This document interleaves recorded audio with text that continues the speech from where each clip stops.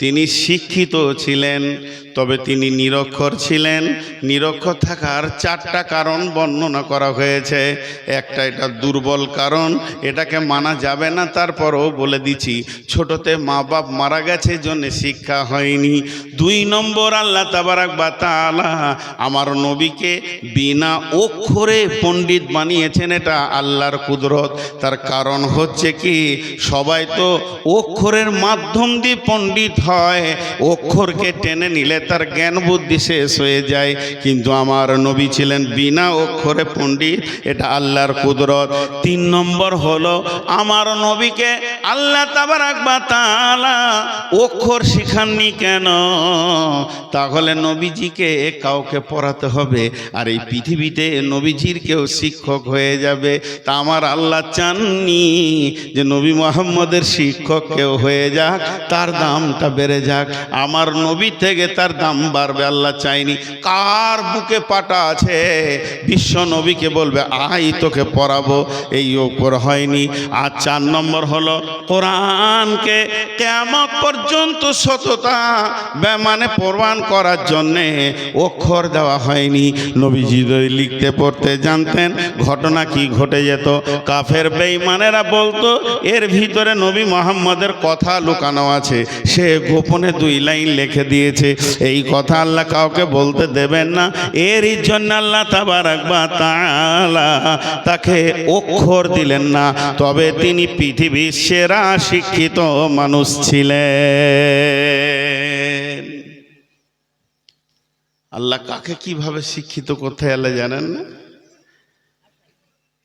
আল্লাহ তাবারাক ওয়া তাআলা ইলম, জ্ঞান, মহাসমুদ্রের জ্ঞানের সঙ্গে কানেক্ট করেছেন আল্লাহ। জি, এখন এই আপনাদের মাদ্রাসা আল জামিয়া যে ছেলেগুলো ফারেক হলো, ওদের কথা বলছি না আমি, ওদের কথা বাদ দেন।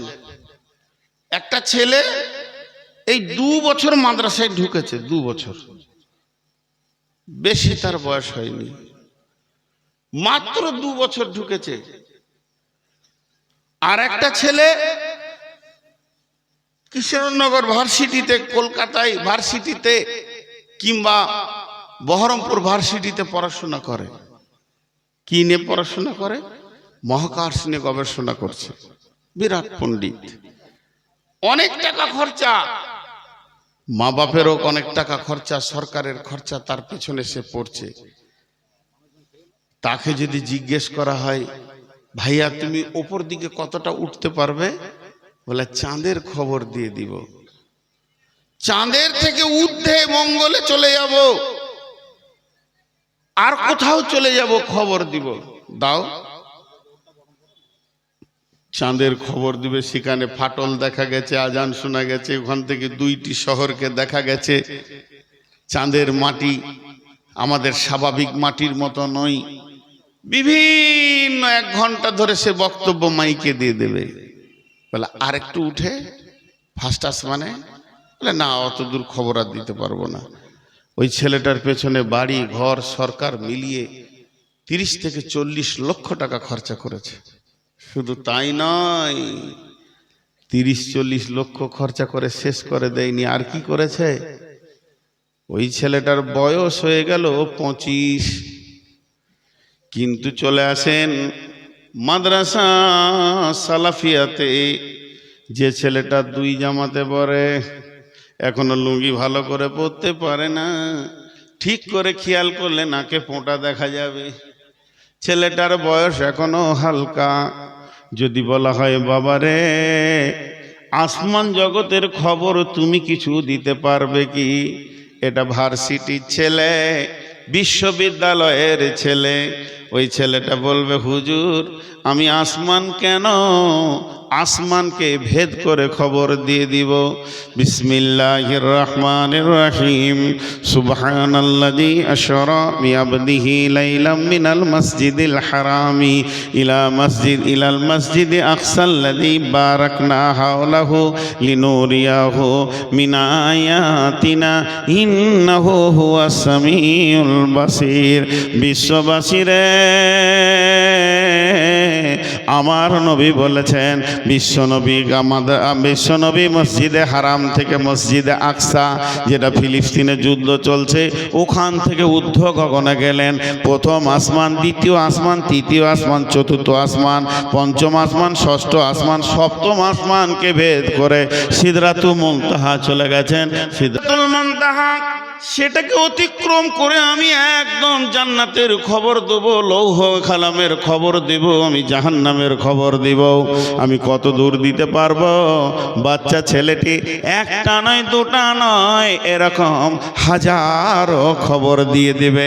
প্রথম আসমানটা কোথায় আছে, কিভাবে বানানো হয়েছে, দ্বিতীয় আসমানটা কোথায় আছে, কিভাবে বানানো হয়েছে, তৃতীয় আসমান কেমন আছে, চতুর্থ আসমানে কে আছে। পৃথিবীর কোনো গবেষণাগারে খবর দিতে পারবে না অরিজিনাল শিক্ষা। এর জন্য বলা হয়েছে কোরআনের শিক্ষা। এটা গেল বিজ্ঞান। কোন দিকটা নেবেন, আমি ওই দিকটা খালি কোরআন থেকে বলবো। এবার আপনার মাথা চলে গেছে, এটা তো হলো আসমান জগতের কথা, এটা তো হলো একবার আসমানের ওপরের কথা, তাহলে জমিনের কথা কোরআন কোথাও আছে নাকি? বিসমিল্লাহির রহমানির রহিম। ওয়া আয়াতুল লাহুমুল আরদুল মাইতাতু ওয়া হিয়াইনাহা ওয়া আখরাজনা মিনহা হাব্বান ফামিনহু ইয়াকুলুন ওয়া জাআলনা মিনহু ইয়াকুলুন। আল্লাহ তাবারাক ওয়া তাআলা বলছেন, وآية لهم الأرض الميتة وأحييناها وأخرجنا حبا فمنه يأكلون وجعل فيها من نخيل وعنب وفجرنا فيها من العيون ليأكلوا من ثمره وما عملته أيديهم أفلا يشكرون। বন্ধুরা, জমিনের ব্যাপারে আমার আল্লাহ বলছেন, একই মাটিতে ফসল ফলে, অম্ল, তিক্ত, ঝাল, সেই মাটিরই উপাদান সাদা, বেগুনি, লাল। আর ওয়াল আরদা মিহাদা, এই জমিনকে তোদের জন্য বিছানা বানিয়েছি। শুধু তাই নয়, আফালা ইয়ানজুরুনা ইলাল ইবলি কাইফা খুলিকাত ওয়া ইলাস সামাই কাইফা রুফিআত ওয়া ইলাল আরজি কাইফা সুতিহাত। আমি জমিনকে কেমন করে বিছানা বানিয়েছি খালি শুধু দেখো। তুমি তাই বলে নয়, এই জমিনের ভিতরে আখ ভরে দাও, কদুর লত ভরে দাও, আবার গাছ বের হয়ে যাবে, মটরের গাছ বের হবে, ছোলার গাছ বের হবে, এখানে ধানের গাছ বের হবে, গমের গাছ বের হবে, পাটের গাছ বের হবে, ধনের গাছ বের হবে। কিন্তু তোমার বাপকে, মাকে, ভাইকে ভরে দিলে পচে শেষ হয়ে যাবে।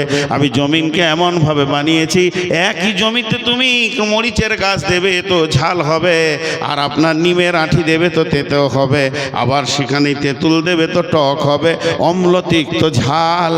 সেই মাটিরই উপাদান সাদা, বেগুনি, লাল, কোনো ফুলটা লাল, কোনো ফুলটা সবুজ। আমি জমিনের ভিতরে কি কারিশমা রেখে দিয়েছি তুমি জানো কি? আমি রব এই জমিনটা তোমাদের জন্য বানিয়েছি।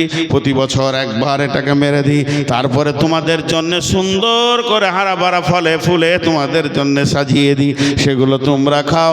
তারপরও আমি রব তোমাদের কাছে কোনো বিনিময় নিই না।